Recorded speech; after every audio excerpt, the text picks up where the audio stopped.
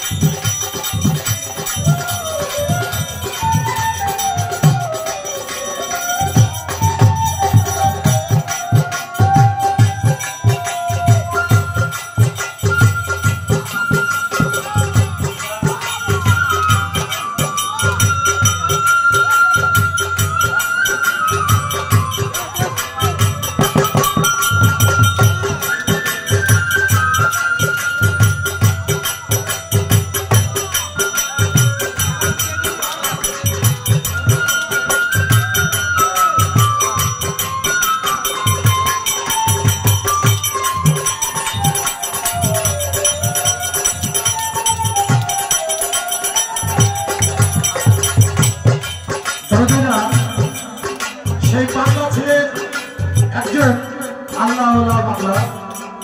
তার ভিতরে ছিল না কোনো অহংকার, ছিল না কোনো ধৈর্য লোকের লোক। আর মাওলানা ছিলেন বিশ্ববাসীর কাছে প্রিয় মাওলানা জালালউদ্দিন রুমি। একদিন আমার রাসূল সকলে বললেন, হে জালালউদ্দিন রুমি, তুমি যে 14 হাদিস মুখস্থ করেছো তার কোনো মূল্য আমার কাছে নেই। কেননা আমি সর্বপ্রথমেই বলেছি, আহারে মায়া, একজন কামেল মুর্শিদের হাতে হাতে হাত দিয়ে বায়াতটা হওয়া পর্যন্ত সে কোরআন কি জিনিস বোঝে না, আর কোরআনের ব্যাখ্যাও করতে পারে না। তাই অহংকার গানে বলছে।